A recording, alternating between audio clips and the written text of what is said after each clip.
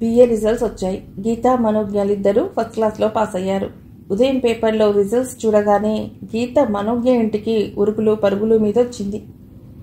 గీతను చూడగానే Gita dear, hearty congratulations మనోజ్ఞ అభినందించింది. నీకు నా డబుల్ కంగ్రాచ్యులేషన్స్ గీత అంది. థ్యాంక్ యూ, పద లోపల కూర్చుందాం అంటూ గీతను గదిలోకి లాక్కుపోయి, ఇప్పుడు చెప్పు, రిజల్ట్స్ రానే వచ్చాయిగా, ఇప్పుడేం చేయాలనుకుంటున్నావు అడిగింది మనోజ్ఞ.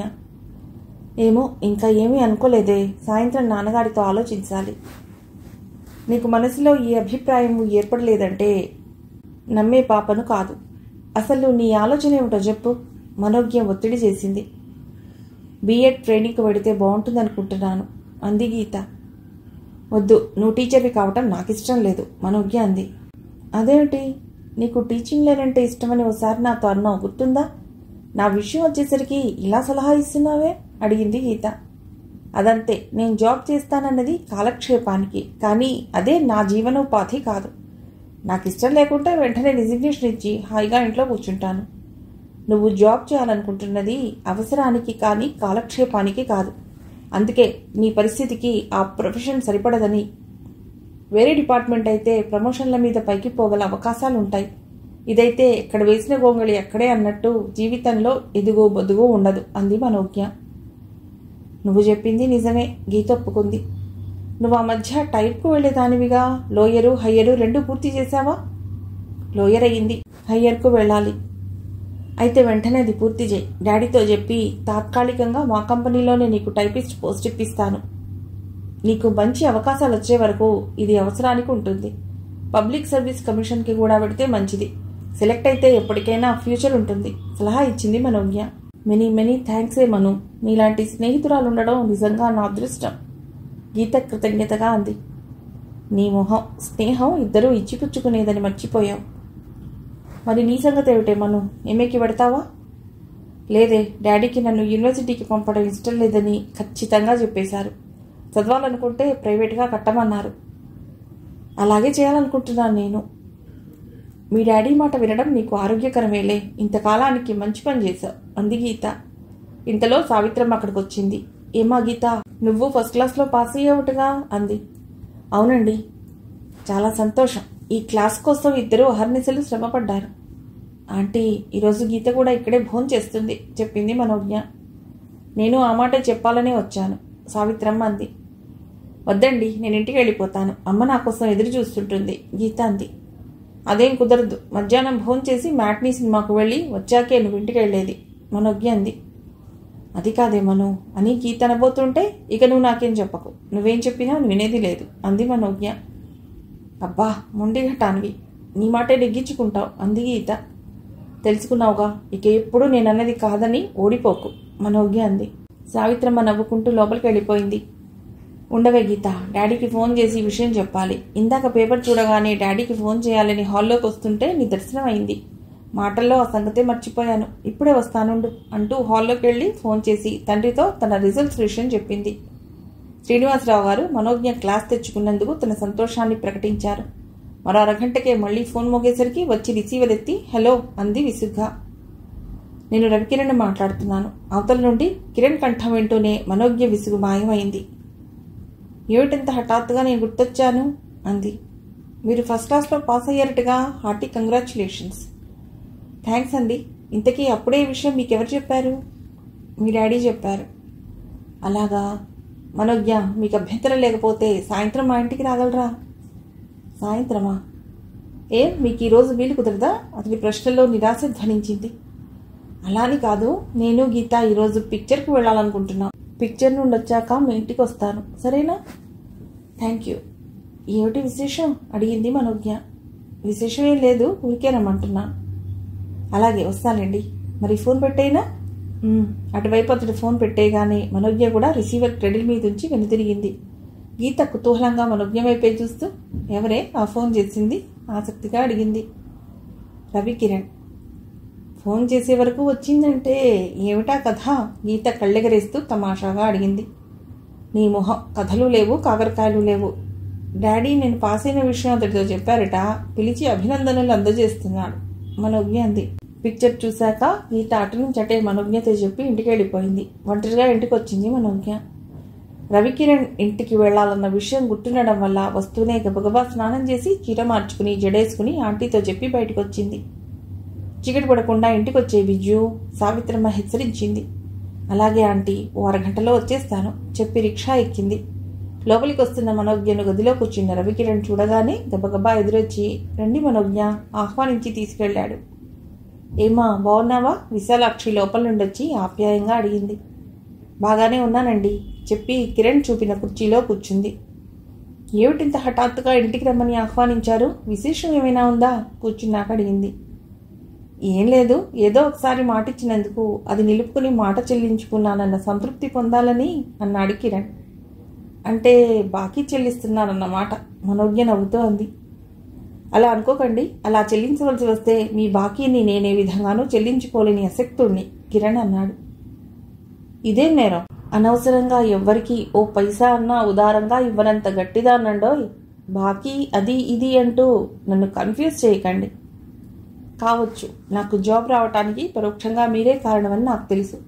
ఆ రుణం నేనే విధంగానూ తీర్చుకోలేనుగా అన్నాడు. ఆ మాటతో మనోజ్ఞ వదనం చిన్నబోయింది. ఇదే విషయం మీరు మరోసారి నా ముందు మాట్లాడకపోవటమే మీరు నాకు చేసే ఉపకారమని గుర్తుంచుకోండి అంది. అలాగే, మీ ఆజ్ఞాపనను గుర్తుపెట్టుకుంటానులేండి తమాషాగా అన్నాడు.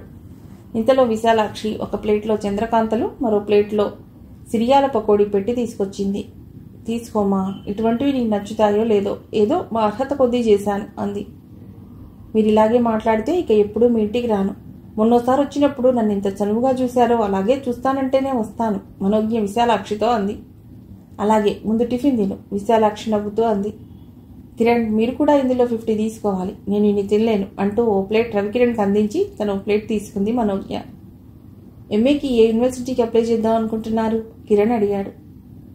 ఏ యూనివర్సిటీకి అప్లై చేయడం లేదు, డాడీ ప్రైవేట్గా వెళ్ళమంటున్నారు. మీ అభిప్రాయం అదేనా? అంతకు మించి చేసేదే ఉంది. మీకు అభ్యంతరం లేకుంటే మీకు నేను కోచింగ్ ఇస్తాను, ప్రైవేట్గా వెళ్ళండి. మీ సహాయానికి కృతజ్ఞతలు, అవసరమైతే మీ సహకారాన్ని తప్పకుండా తీసుకుంటాను అంది మనోజ్ఞ. మనోజ్ఞ, వచ్చే నెల నుండి రాఘవయ్య గారి స్థానంలో నన్ను వేయబోతున్నట్టు నిన్ననే మీ డాడీ చెప్పారు. చాలా సంతోషం, మీకు ర్యాంక్తో పాటు బాధ్యతలు కూడా పెరుగుతాయన్నమాట అంది. అన్యాపదేశంగా తన కర్తవ్యాన్ని హెచ్చరించిన ఆమె తెలివికి నవ్వుకున్నాడు.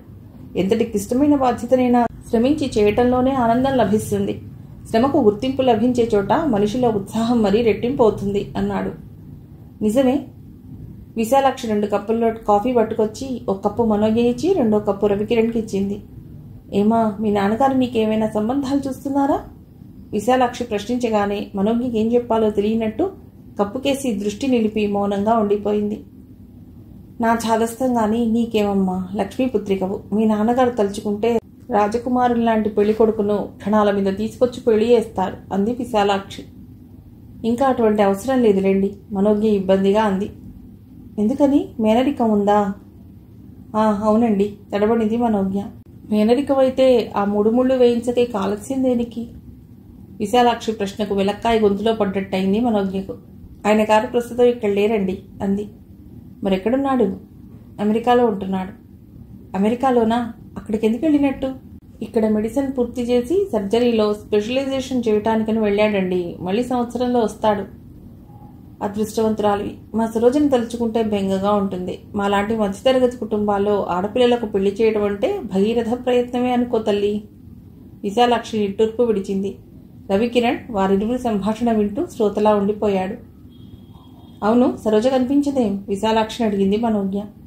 లేపాక్షిలో చీరలు తెచ్చుకుంటానని వాసుని తోడు తీసుకుని ఇంతకుముందే వెళ్ళింది చెప్పింది విశాలాక్షి.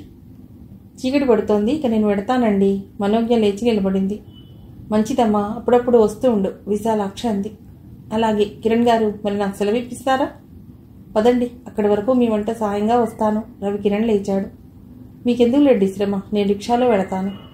మనోజ్ఞ వారిస్తున్నా వినకుండా ఆమె వెనకే వచ్చాడు రవికిరణ్.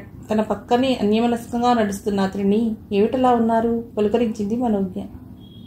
ఏం లేదు అన్నాడే గాని అతడి గంభీర వదనం చూస్తే ఏదో ఉందని అనిపించింది. అదిగో ఖాళీ రిక్షా వస్తోంది, నేను పెడతా గాని మీరికి ఇంటికి వెళ్ళండి అంటూ ఎదురుగా వస్తున్న రిక్షా నాపి ఎక్కేసింది మనోజ్ఞ. రవికిరణ్ చూస్తుండగానే మనోజ్ఞ ఎక్కిన రిక్షా కనుమరుగయింది. జీవం లేనట్టే యాంత్రికంగా నడుస్తూ ఇంటివైపు వెళ్ళాడు. ఇంట్లోకి వెళ్ళగానే ఈజీ చైర్లో వాలిపోయాడు. అసలు ఈ మనోజ్ఞ తన జీవితంలో ఎందుకు తారసపడాలి? మొట్టమొదటిసారి ట్రైన్లో ఆమెను చూసింది 2 క్షణాలే అయినా ఆమె రూపం తన మనోవీధిలో ప్రగాఢమైన ముద్ర వేసుకుంది. రెండోసారి శ్రీనివాసరావు గారి ఫోన్లో చూసినప్పుడు ఆమె జ్ఞాపకాల ముద్రలను తన మనస్సు వెలికి తీసింది. మూడోసారి స్టేడియం రోడ్లో తటస్థపడి తనలో ఊహలకు ఓ రూపాన్ని ఇచ్చింది. శిలాసదృశమైన తన హృదయం ఆమెను చూసినప్పుడల్లా వెన్నెలా కరిగిపోతుంది. తనకు తెలియకుండానే ఆమె చుట్టూ తాను అందమైన ఊహల వలయాన్ని సృష్టించుకున్నాడు. ఆమె తనకు అందని జాబిలి అని తెలిసిన క్షణంలో తను పొందిన మానసిక వేదన మాటలకందనిది. ఆమె గగన కుసుమమని తెలిసినా తన మనసులో ఊహలు జరుపుకోలేక ఆ వలయంలో ఇరుక్కున్న ప్రాణిలా కొట్టుకుంటున్నాడు. మనోజ్ఞ, నువ్వెందుకు నాకు కనిపించావు? ఆవేదనగా మూలిగిందతడి హృదయం. బాబు, అలా ఉన్నావే? విశాలాక్షి 2 కళ్ల మీద చేతులుంచుకుని నిస్సత్తువుగా వాలిపోయిన రవికిరణ్ దగ్గరకు ఆదుర్దాగా అడుగుతూ వచ్చింది. ఏం లేదమ్మా, కాస్త తలనొప్పిగా ఉందంతే. అబద్ధం ఆడాడు. మీ నాన్నగారికి టానిక్ ఈ పూటతో అయిపోతుంది. షాప్కి వెళ్ళి మరో సీసా కొనుక్కొస్తావా? అలాగే వెళతాను. ఆ మందు చీటి ఇలా ఇవ్వు అంటూ లేచాడు రవికిరణ్. హాల్లో కూర్చుని ఏదో మ్యాగజైన్లో పజిల్తో కుస్తీ పడుతున్న మనోజ్ఞ ఎవరో హాల్లో అడుగుపెట్టడం గమనించి చివాలన పుస్తకంలో నుండి తలెత్తి ఆ అపరిచిత వ్యక్తిని చూస్తూనే, ఎవరు మీరు? ఎవరు కావాలి అని అడిగింది. ఆయన అదే పట్టించుకోనట్టు చిరునవ్వే సమాధానంగా విసిరి లోపలికి వెళ్ళటం చూసి ఆ చొరవకు మనోజ్ఞ విస్తుపోయింది. తెల్లని వెండి తీగల్లా పండిపోయిన జుట్టు, ఖద్దరు పంచే చొక్కాలో అతి సామాన్యుడిలా వయసుకు మించిన వృద్ధాప్యం మీద పడిన ఆయన్ను చూడగానే గౌరవభావం కలిగిన ఆ చొరవకు మనోజ్ఞకు ఒళ్ళు మండింది. ఆగండి, మిమ్మల్నే వెనక నుండి మనోజ్ఞ పిలుస్తున్నా వినిపించుకోకుండా ఆయన నేరుగా లోపలికెడుతూ సావిత్రి, సావిత్రి బిగ్గరగా పిలిచారు. ఆ గొంతు వింటూనే వంటింట్లో నుండి బయటకొస్తూ, నువ్వు అన్నయ్య, చిన్నపిల్లల సంబరంగా ఆయన చెంతకు చేరింది సావిత్రమ్మ. బాగున్నావా చెల్లి? శ్రీనేడి అడిగారు ఆయన. మేడ మీద ఉన్నాడు. రోహిణి, వదిన, పిల్లలు అందరూ బాగున్నారా? సావిత్రి అడిగింది. అందరూ బాగున్నారు. నువ్వు చాలా మారిపోయావన్నయ్య. 60 ఏళ్ళు నిండనిదే 80 ఏళ్ల ముసలితనాన్ని తెచ్చుకున్నావు, సావిత్రి అర్థమైన కంఠంతో అంది. మనిషికి మార్పు సహజం కదమ్మా. దెబ్బ మీద దెబ్బ తగులుతుంటే భరించే ఓపిక మనిషికి ఉంటుందా? పరిస్థితులే మనిషిని మార్చేస్తాయి. ఆయన నిర్వేదంగా నవ్వాడు. రోహిణిని చూసి చాలా కాలమైంది. నీ కూడా తీసుకురావాల్సిందే, సావిత్రి అంది. భర్త పోయింది మొదలుగా అది ఇంటి గడప దాటి బయటకు రానేలేదు. ఇప్పుడు నేను రమ్మంటే మాత్రం వస్తుందా? ఉన్న పొక్క నలుసును చూసుకుని మొండిగా బతుకు ఈడుస్తుంది, ఆయన నిట్టూరుస్తూ అన్నాడు. గుమ్మం దగ్గరే నిలబడి ఆ ఇద్దరి సంభాషణ వింటూ విషయం అర్థం కాక విస్మయంగా చూస్తోంది మనోజ్ఞ. అది గమనించిన సావిత్రి, అక్కడే నిలబడ్డావేం బిజ్జు? ఇలారా, ఈయనెవరో తెలుసా? నా కన్నయ్య, నీకు పెదనాన్న అవుతారు. వీళ్ళ నాన్నగారు మా నాన్నగారు ఒకే తండ్రి బిడ్డలు. మాకీయన పెద్ద తండ్రి కొడుకే అయినా మా మధ్య భేదమే లేకుండా ఓ చోట పెరిగాం. ఈయన పేరు శేషగిరిరావు గారు అంటూ పరిచయం చేసింది సావిత్రి. నమస్కారం అండి. మనోజ్ఞ శేషగిరికి వినయంగా నమస్కరించింది. ఇలా దగ్గరగా రామ్మా, ఇంత ఎదిగిపోయా? మనోజ్ఞ తల ఆప్యాయంగా నిమురుతూ, సావిత్రి, అమ్మ ఇవన్నీ వాళ్ళమ్మ పోలిక గదు అన్నాడు ఆయన. అవునన్నయ్య, అచ్చం వదిన నోట్లో నుండి ఊడిపడ్డట్టే ఉంటుంది, సావిత్రి అంది. పాప మనోహరి బిడ్డల కోసం ఎంత తప్పించిపోయిందో. కన్నబిడ్డను కళ్ళారా చూసుకునే యోగ్యత ఆ తల్లికి లేకుండా చేశాడు. గతస్మృతులను పురస్చరణ చేసుకుంటూ బాధపడ్డాడు. ఇంతలో సావిత్రి కాఫీ కలిపి తెచ్చి, తీసుకో అన్నయ్య అంటూ గ్లాస్తో అందించింది. ఆయన కాఫీ తాగుతుండగా శ్రీనివాసరావు గారు మేడ దిగొచ్చి ఆయన చూడగానే అన్నయ్య అంటూ ఆప్యాయంగా ఆయన చుట్టేశారు. తమ్ముని కౌగిట్లో పొదుపుకుని ఆ నిర్వచనీయమైన అనుభూతిని పొందాడు శేషగిరి. ఆ తర్వాత ఇద్దరూ హాల్లో కూర్చుని బాతాఖానీ మొదలెట్టారు. ఆ కబుర్లకు అంతూ పొంతూ లేదు. పేరు పేరున తండ్రి ఎవరిని గురించో ప్రశ్నించడం, ఆయన ఓపిగ్గా సమాధానం ఇవ్వడం, ఇదంతా చూస్తున్న మనోజ్ఞకు తమాషాగా అనిపించింది. మధ్య మధ్యలో నాన్నగారు చెప్పింది విని, అరే పాపం, రామనాథం మాస్టారు పోయారన్నమాట. 12 సంసారం ఎలా రోజులు గడుపుతున్నాడో కదా. పోన్లే, నీలకంఠం గారికి ఇప్పటికైనా సుఖపడే రోజులొచ్చాయి. ఆ భగవంతుడు మంచివారికి ఎప్పుడూ అన్యాయం చేయడు. ఇలా ఒక్కో మాట అంటూ తాత్కాలికంగా గంభీరత్వాన్ని సడలించిన తండ్రిలో అంతర్గతంగా దాగిన మరో వ్యక్తిని చూడసాగింది మనోజ్ఞ. ఓ అరగంట గడిచాక, అన్నయ్య చిన్న పనుంది, అలా బయటకు వెళ్ళొస్తాను, నువ్వు భోంచేసి విశ్రాంతి తీసుకో అంటూ లేవబోయారు శ్రీనివాసరావు గారు. నువ్వు వచ్చేటప్పటికి ఆలస్యం అవుతుందో ఏమో, నేను 2 బస్సుకే తిరిగి వెళ్ళిపోవాలి. ఆయనలా అనగానే శ్రీనివాసరావు మొహం వాడిపోయింది. అదేమిటన్నయ్యా, అసలు నువ్వు వచ్చింది ఎప్పుడని? అప్పుడే వెళ్ళిపోతానంటున్నావు. ఎప్పుడో బిజ్జు 8 ఏళ్ల వయసులో ఉండగా వచ్చావు. అప్పటికిప్పుడు నీకు తీరికైంది. నేను ఎన్నిసార్లు వచ్చేయమని ఉత్తరం రాసినా నీకు అసలు పట్టనే లేదు. నన్ను ప్రాయవాడిగానే భావించి దూరం చేశావు. చిన్నబోయినట్లు అన్నారు. ఆయన కంఠంలో ఆప్యాయతకు శేషగిరి చెలించిపోయాడు. తమ్ముడు, బాధపడకు. కన్న కొడుకులాంటి ఓ తమ్ముడు నాకున్నాడని నాకెప్పుడూ గుర్తుంది. అయితే నాకు కొన్ని బాధ్యతలున్నాయిగా. ఆ కర్తవ్యాలన్నీ పూర్తి చేసుకుని చివరి దశలో చేరేది నీ నీడకే. ఇప్పుడైనా రావాల్సిన మాట కాదు. చిన్న పనుండి వచ్చాను. వచ్చిన పని మర్చిపోయి మాటల్లో పడ్డా. రోహిణి కూతురు సునీతను మా ఆఖరివాడు సత్యానికే ఇచ్చి చేస్తున్నా. రేపు 25నే పెళ్లి. మీకు ఆ కబురు చెప్పి పోదామని వచ్చాను. వీలుంటే అందరూ పెళ్లికి రండి.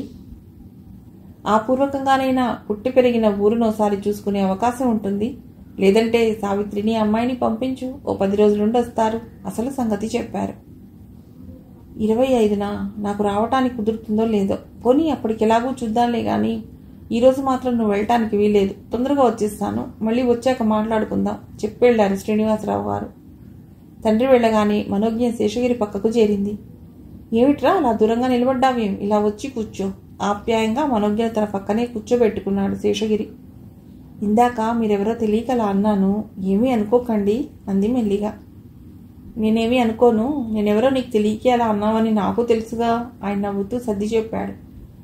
మీ ఆఖరబ్బాయి సత్యం అన్నారుగా. ఆ అన్నయ్య కన్నా ముందు ఇంకా ఎంతమంది ఉన్నారు? అడిగింది ఆసక్తిగా. పెద్దది సుశీల, రెండవది లలిత. ఆ ఇద్దరి తర్వాత 3 మగపిల్లలే. రమణ, రాఘవ, సత్యం. సత్యానికి తప్ప అందరికీ పెళ్లిళ్ళై ఎవరి సంసారాలు వాళ్ళు చేసుకుంటున్నారు.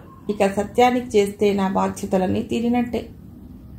రోహిణి అంటే ఎవరు పెదనాన్న? రోహిణి నాకు చెల్లెలు. వాళ్ళ అమ్మాయి సునీతనే సత్యానికి ఇచ్చి చేస్తున్నా.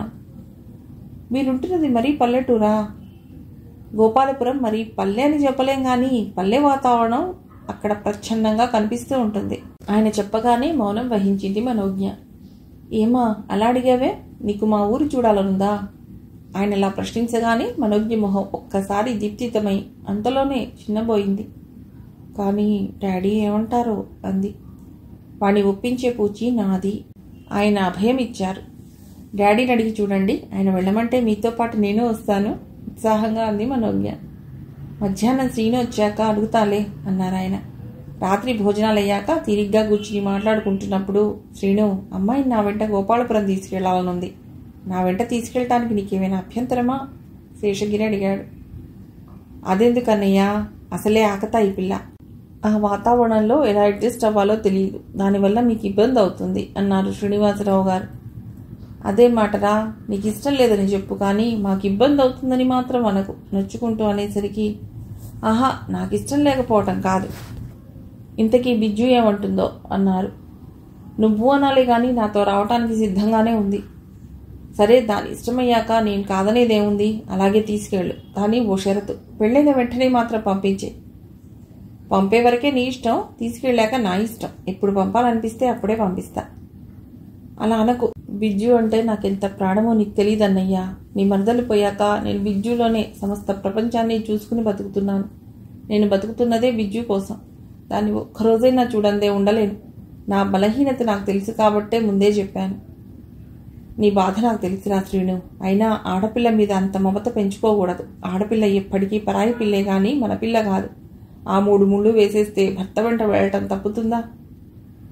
అదే అన్నయ్య నా ఆవేదన. ఆ భావన అప్పుడప్పుడు ఊహకొస్తేనే చాలు, కంపించిపోతాను. ఆ రోజంతా నా మనస్సులో ఉండదు. ఆవేదనగా అన్నారు శ్రీనివాసరావు గారు. మరి సావిత్రి, నువ్వు ఎప్పుడొస్తారు? నాకు రావటానికి పడదు. వస్తానంటే సావిత్రిని పంపిస్తాను. ఆ ఇద్దరి మాటలు వింటున్న సావిత్రి హాల్లోకి వస్తూ, క్షమించు శేషన్నయ్య, బిజ్జు లేకపోతే భోజనానికి మాత్రమే అన్నయ్య ఇంటికి వస్తాడు. అదైనా నేనెదురు చూస్తానన్న ఉద్దేశంతో. ఇక నేను కూడా లేకపోతే ఆ బిజినెస్ గొడవ, ఊళ్ళో వ్యాపకాల్లో పడి అన్నం నీళ్లు కూడా మర్చిపోతాడు. అసలే అన్నయ్య ఆరోగ్యం ఈ మధ్య బాగుండటం లేదు. నేను రానందుకేమీ అనుకోకు. మా ఇద్దరి వంతు బిజ్జుయే అనుకో అంది. నీ ఇష్టమమ్మా. అంతటితో ఆ సంభాషణకు ఫుల్ స్టాప్ పడింది. ఇదంతా తన గదిలో బెడ్ మీద పడుకుని వింటున్న మనోజ్ఞకు హృదయం కలుక్కుమంది. ఇటువంటి అమృతమైన ప్రేమన తను శంకించింది. నాలోనే సమస్త ప్రపంచాన్ని చూసుకుని జీవిస్తున్న ఆ పూజ్యుని పట్ల తను ఈ విధంగా నా కృతజ్ఞత చూపించింది. ఇంతకాలం తనేదో భ్రమలో ఉంది. తన కళ్లకు ఏవో తెరలు దిగి ఆ హృదయంలో ఆరాటాన్ని, అనురాగాన్ని అర్థం చేసుకోలేకపోయింది. దైవికంగా ఈరోజు తండ్రి మాటలు వినకుండా ఉంటే ఎప్పటికీ తమ మధ్య ఈ దూరం తరిగిపోయేది కాదేమో. భగవాన్, నన్ను క్షమించు. పశ్చాత్తాపంతో రగిలిపోయింది మనోజ్ఞ మనస్సు. మర్నాడు ఉదయం టిఫిన్ తింటుండగా, విజు, నువ్వు గోపాలపురం వెడతావా అడిగింది సావిత్రమ్మ. డాడీ ఒప్పుకుంటే నాకు ఆ ఊరు చూడాలనుందా ఆంటీ? తండ్రి ఒప్పుకున్న సంగతి తనకు తెలియనట్టే అంది మనోజ్ఞ. అన్నయ్య ఒప్పుకున్నాడు, ప్రయాణానికి అన్ని సర్దుకో. అయితే నీతో ఓ విషయం చెప్పాలి. ఏమిటది? అక్కడ నువ్వెప్పుడూ చూడని వాతావరణం ఎదురుపడుతుంది. ఆ వాతావరణంలో ఇమిడిపోవటానికే ప్రయత్నించు. నీ మాటల వల్ల, నడత వల్ల ఎదుటివారి హృదయం నొచ్చుకోకుండా ఉండేలా చూసుకో. అది పల్లె వాతావరణం. మనసులో భావాలు అణిచిపెట్టి పైకి చిరునవ్వు చింతిస్తూ సభ్యత పేరిట నటించడం అక్కడి మనుషులకు చేత కాదు. మనసులో ఏ భావమైనా పైకి ప్రకటిస్తారు. ఏ భావాన్ని వాళ్ళు దాచుకోలేరు. అందుకే నువ్వు జాగ్రత్తగా ఉండాలి హెచ్చరించింది. అర్థమైందా ఆంటీ? నువ్వు చెప్పినట్టే నా లిమిట్స్ దాటకుండా నేనుంటాను. బుద్ధిమంతురాల్లా తలూపింది మనోజ్ఞ. అది పుట్టి పెరిగిన ఊరు. బాల్యమంతా తీయగా అక్కడే గడిచిపోయింది.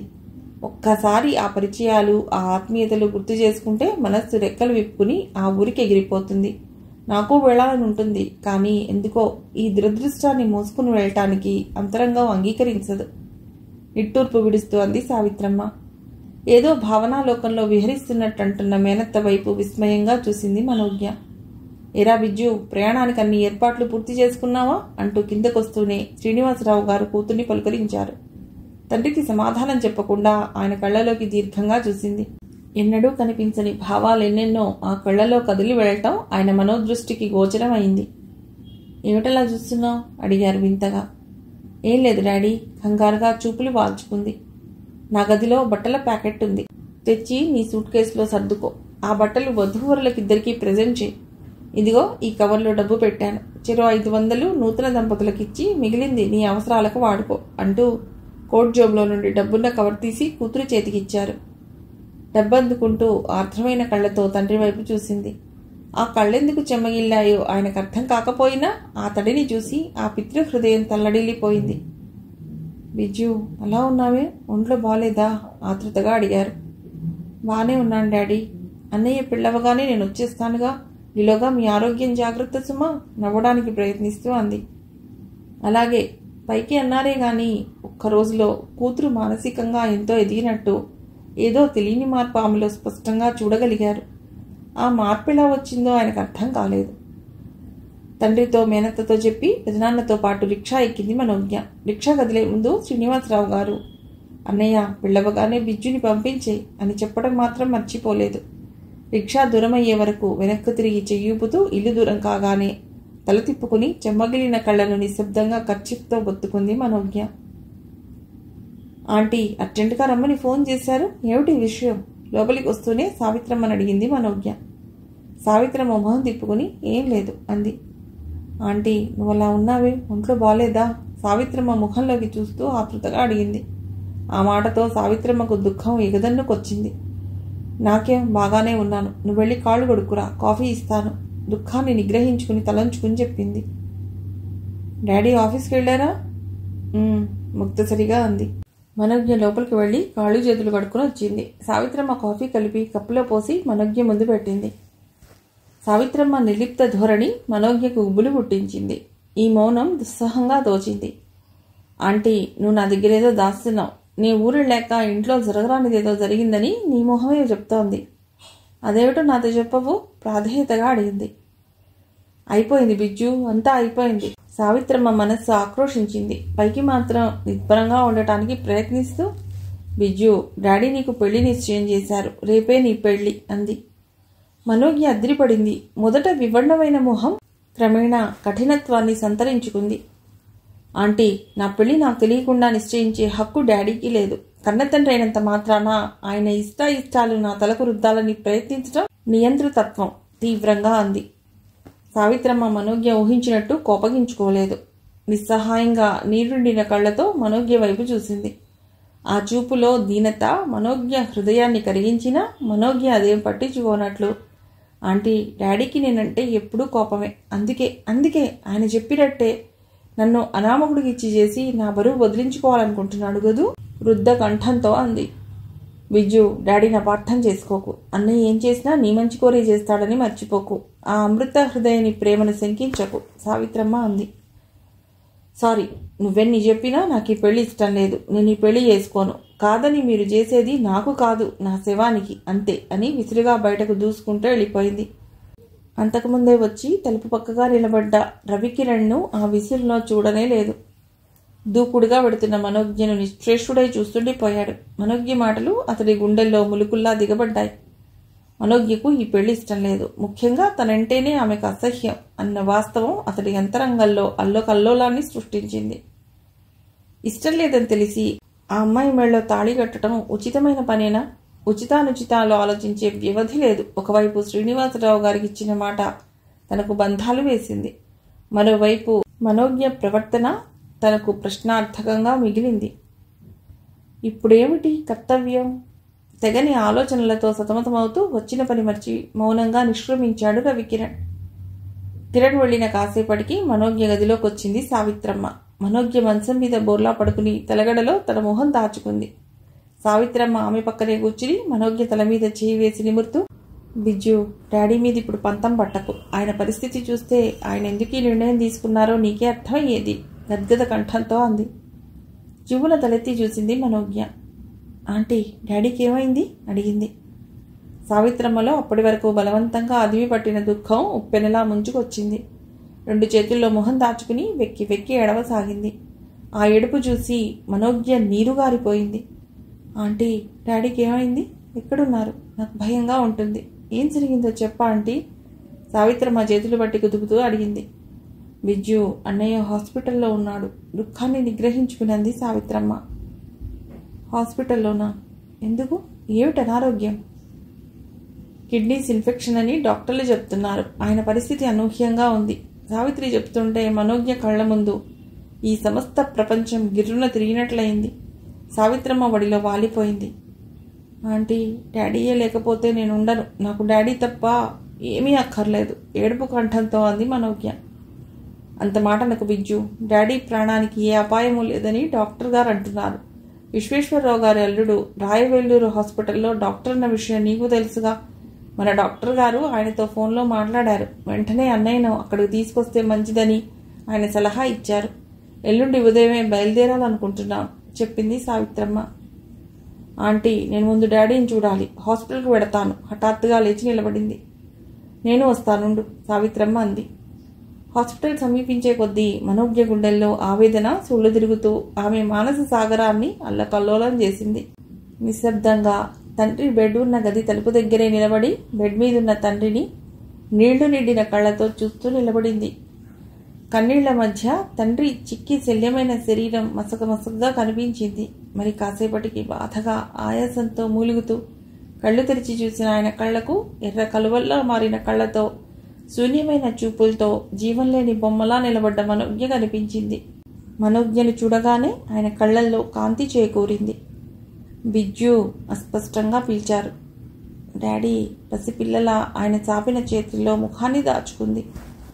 ఏడుస్తున్నావు బిజ్జు? నాకేం పర్వాలేదు, ఐఎమ్ ఆల్ రైట్. మనోనిబ్బరంతో మాట్లాడాలన్నా ఆయన కంఠం అర్థమైంది. ఏమిటిది డాడీ? భగవంతుడు మనకెందుకు అన్యాయం చేశాడు? వెక్కి వెక్కి పడుతూ అంది. Bijju, God is great. భగవంతుడెప్పుడు అన్యాయం చేయడు. సుఖాలకు కష్టాలకు మధ్య ఉన్న దూరాన్ని, శాశ్వతానికి అశాశ్వతమైన దానికి మధ్య ఉన్న అంతరాలను మనిషికి కనువిప్పు కలిగించేలా విప్పి చెప్పటానికే అప్పుడప్పుడు ఇటువంటి తమాషాలు చేస్తాడు. అప్పుడప్పుడు డాడీని ఏడ్పించడానికి నాకు ఇష్టం కాని పనులు చేసి నువ్వెంత థ్రిల్ ఫీల్ అయ్యేదానివో ఆ భగవంతుడు కూడా అంతే, శ్రీనివాసరావు గారు అన్నారు. తండ్రి మాటలు మనోజ్ఞ మనస్సుకు ములుకుల్లా తగిలాయి. పశ్చాత్తాప హృదయంతో తండ్రి వైపు క్షమించమన్నట్టు చూసింది. అది గ్రహించినట్టు కూతురి వైపు వాత్సల్యంగా చూశారు. బిజ్జు, మనిషి ఎంత ప్రజ్ఞావంతుడైనా సిరి సంపదలున్న వాడైనా దైవఘటన ముందు అల్పుడే. జీవితమంతా కాలంతో పోటీపడి శ్రమపడి అదృష్టాన్ని నా వెంట తిప్పుకుని మరీ నడిపించగలిగాను. నా జీవితంలో ఏనాడు ఓటమన్నది ఎరగను. ఈ చివరి క్షణాల్లోనైనా నేను మృత్యువు ముందు దీనంగా చేతులు చాచి మాత్రం నిలబడను. సంతోషంగా ఆమె కౌగిట్లో పసిపాపలా ఒదిగిపోవటానికి సిద్ధంగా ఉన్నాను. అయితే నా బాధల్లా ఒక్కటే, నిన్ను ఓ ఇంటిదాన్ని చేయలేకపోయానన్నదే నా చింత. నీ పెళ్లి ఎంతో ఘనంగా చేయాలని ఎన్నెన్నో కలలు కన్నాను. అవి కలలుగానే మిగులుతాయనుకోలేదు. పోనీ ఏదీ నా చేతుల్లో లేనప్పుడు దీని గురించి మాత్రం బాధపడ్డం ఎందుకు? ఆయన మాటలు పూర్తి కాకుండానే జల జలమని కన్నీళ్లు కిందకు జాలువారుతుండగా, డాడీ అలా అనకండి, నేను తట్టుకోలేను. మీరు లేని జీవితాన్ని నేను ఊహించలేను. తండ్రి గుండెల మీద వాలి కొల్లుమంది. శ్రీనివాసరావు గారు కూతురి చుట్టూ 2 చేతులు పెనవేసి నిశ్శబ్దంగా కళ్ళు మూసుకున్నారు. ఇక వదిలితే ఈ అనుభూతి లభించదేమోనన్నంత గాఢంగా హత్తుకున్నారు. ఆ సమాగమంలో యుగ యుగాల నాటి ప్రేమతత్వం, ఆత్మీయత కలబోసుకుని ఉంది. బాగుందిరా శ్రీను, ఆ చిన్నపిల్లకు తెలియకపోతే నీకైనా తెలియదు? ఏమిటి పని పసిపిల్లవాడిలా? విశ్వేశ్వరరావు గారు లోపలికొచ్చి ఇద్దరిని మందలించారు. ఆ మాటతో తపోభంగం పొందిన మౌనిలా కళ్ళు తెరిచి విశ్వేశ్వరరావు గారి వైపు నిర్వేదంగా చూశారు. కళ్ళు తుడుచుకుంటున్న మనోజ్ఞను, అమ్మా మనోజ్ఞ ఇలారా, డాడీ ఆరోగ్యానికేం పర్వాలేదు. ఈ రోజుల్లో డబ్బుండాలే గాని నయం కాని జబ్బంటూ ఉంటుందా? డాడీకి ఒక కిడ్నీయే ఫెయిల్యూర్ అయి ఉంటుందంటున్నారు డాక్టర్ గారు. అదైనా ఆయన అనుమానం అంతే. ఒకవేళ నిజంగా ఒక కిడ్నీ ఫెయిల్యూర్ అయిందంటే దాన్ని ఆపరేట్ చేసి రిమూవ్ చేస్తే సరిపోతుంది. మనోజ్ఞను అనునయిస్తూ బెడ్ మించి లేవదీసి పక్కనే ఉన్న బల్ల మీద కూర్చోబెడుతూ అన్నారు విశ్వేశ్వరరావు గారు. అంకుల్, మీ మాటలు నిజమా? డాడీకి నయమై మళ్ళీ మనలో ఒకరుగా తిరుగుతారంటారా? కళ్ళు తుడుచుకుని ఆశగా అడిగింది మనోజ్ఞ. అయితే నా మాట మీద నమ్మకం లేదా? ఉంది అంకుల్. అయితే ఇక కంట తడి పెట్టకు. ఎల్లుండి డాడీని రాయవెల్లూరు తీసుకెడతాను. అక్కడ మా సుజన కాబోయే భర్త డాక్టర్గా పనిచేస్తున్నాడు. అతడే దగ్గరుండి జాగ్రత్తగా అన్నీ చూసుకుంటానన్నాడు. ఎంత డబ్బు ఖర్చైనా సరే డాడీని మామూలు మనిషి చేసి నీకు అప్పగిస్తాను, సరే? మనోజ్ఞ మౌనంగా ఆయనకు చెప్తుంటే విన్నది. విస్సు, ఏర్పాట్లన్నీ పూర్తయ్యాయా? శ్రీనివాసరావు గారు అడిగారు. పూర్తయ్యాయి. బిజ్జు, రేపే నీ పెళ్లి. మరుపురాని అందమైన మలుపులా గుర్తుండవలసిన ఆ కళ్యాణ ఘడియ ఇంతటి దుర్భర పరిస్థితుల్లో రావటం నిజంగా నీ దురదృష్టం. కోపంలో దారిన పోయే అనామకుడికి నీకిచ్చి చేస్తానన్న ఆ క్షణాన ఏ దుష్టగ్రహాలు తధాస్తన్నాయో గాని అదే నీ పాలిట నా దీవెన కావటం నా హృదయాన్ని మండిస్తోంది. అయినా ఇది తప్పనిది, దీర్ఘంగా నిట్టూర్పులు విడుస్తూ అన్నారు. మనోజ్ఞకు ముఖం రక్తం లేనట్టు తెల్లగా పాలిపోయింది. డాడీ, ఈ పరిస్థితిలో నాకు పెళ్ళా? వద్దు, అందుకు నేను సిద్ధంగా లేను. ముందు మీ ఆరోగ్యం బాగుపడనివ్వండి, దీనంగా అంది. అలా అనకు బిజ్జు, నీ పెళ్లి చూసే అదృష్టం నాకుందో లేదో. నిన్ను పెళ్లి కూతురుగా కళ్ళారా చూసుకున్నాక ఆ మృత్యువునైనా తృప్తిగా భరిస్తాను. లేకపోతే నీకు న్యాయం చేకూర్చలేదన్న బాధ నా మనశ్శాంతిని చెరిపేస్తుంది. ఆయన మాటలకు మనోజ్ఞ మనస్సు కుంగిపోయింది. కిందికి దించుకున్న కళ్ళ నుండి తెగిన ముత్యాల సరాల్లా కన్నీళ్లు జారిపడ్డాయి. ఆ రాత్రి నిజంగా మనోజ్ఞ పాలిట కాళరాత్రే అయింది. కళ్ళు మూస్తే చాలు భయంకరమైన పీడకలలతో మనోజ్ఞకు మనశ్శాంతి దూరమైంది. ఉదయాన్నే సావిత్రమ్మ గీతకు కబురు పంపినట్లుంది. ఆమె ఆఘమేఘాల మీద వచ్చింది. గీతను చూడగానే మనోజ్ఞకు దుఃఖం ఆగలేదు. ఆమెను పసిపిల్లలా చుట్టేసి బావురుమంది. ఊరుకోమను, కష్టాలు వచ్చినప్పుడే ధైర్యాన్ని తెచ్చుకోవాలి. ఇలా ఏడిస్తే అంకుల్ ఆరోగ్యం బాగుపడుతుందా? మందలిస్తూనే ఓదార్చింది. ఇంతలోనే అక్కడికొచ్చిన సావిత్రమ్మ, ఊరుకో బిజ్జు, మన అదృష్టమే బాగుండి ఉంటే అన్నయ్యకి అనారోగ్యమే వచ్చేది కాదు. కళ్ళు తుడుచుకో. ఇటువంటి సమయంలో ఆడపిల్ల కంటతడి పెట్టకూడదు, ఓదార్చింది. చూడమ్మా గీత, తడిసిన ఆ కురులు కాస్త టవల్తో తుడిచి జడవై తల్లి. నుదుట కళ్యాణ తిలకందిద్ది, బుగ్గను చుక్కబెట్టి కాళ్లకు పారాణి పొయ్యి పురమాయించి వెళ్ళిపోయింది సావిత్రమ్మ. మను, అష్టైశ్వర్యాలు ఉండి కూడా నువ్వెంత దురదృష్టవంతురాలివే. ప్రతి కన్యా జీవితంలో అందమైన అనుభూతిని మిగిల్చే కళ్యాణ ఘట్టం నీ జీవితంలో విషాద గీతంలా మిగిలింది. ఇంతకీ ఆ పెళ్లికొడుకు ఎవరో నీకేమైనా తెలుసా? గీత, అవన్నీ నాకు అక్కర్లేదు. నా కన్న తండ్రి సంతోషం కోసం నా ప్రాణాలైనా అర్పించడానికి సిద్ధంగా ఉన్నాడు. అతడెవరని, కురూపైనా చదువులేనివాడైనా నిరుపేదైనా నేను పట్టించుకోను. నాకు కావాల్సింది నా కన్న తండ్రి రుణం తీర్చుకోవటం. దుఃఖంతో జీరబోయిందా కంఠం. ఆ స్థితిలో మనోజ్ఞను చూస్తున్న గీత మనస్సు వికలమైంది. చూసావా మను, నేనోసారి నీతో అన్న మాటలో ఎంత నిజం ఉందో ఇప్పటికైనా గ్రహించావా? మీ డాడీకి నీకు మధ్య ఓ సన్నని తెర అడ్డుంది. అది నీ మనోదృష్టితో చూసిందే కావచ్చని. ఒకప్పుడు నీ క్షేమాన్ని కాంక్షించి నీ కోసం అన్నీ అమర్చగలిగిన తండ్రిని ఓ శత్రువులా ట్రీట్ చేశావు. ఇప్పుడు చూడు, ఆ తండ్రి కోసం ఏదైనా అర్పించడానికి సిద్ధంగా ఉన్నావు అంది. మనోజ్ఞ కళావిహీనమైన ముఖంతో, నా మనస్సుకు ఏవో పొరలు కప్పాయి కనుకనే డాడీని ప్రతి విషయానికి ఫూల్ని చేశానని గర్వపడేదాన్ని. ఆ పొరలు తొలగితే ఆయన హృదయంలో ఆ ప్రేమసిరిలు, ఆత్మీయతా గనులు ఇక లభించవన్న ఊహ ఊహించటానికే భయానకంగా ఉందే గీత. ఆయనే దూరమైతే ఆ లోటు ఎవ్వరూ పూడ్చలేని అగాధమే అంది. ఇంతలో విశ్వేశ్వరరావు గారు వచ్చి మనోజ్ఞను వెంట తీసుకెళ్లారు. గీత కూడా మనోజ్ఞ వెనకే కారెక్కింది. కారు నేరుగా వెళ్లి ఓ గుడి ముందు ఆగింది. కారు దిగి విశ్వేశ్వరరావు గారి వెంట యాంత్రికంగా నడిచెళ్ళింది మనోజ్ఞ. మిగిలిన కథ తర్వాతి భాగంలో.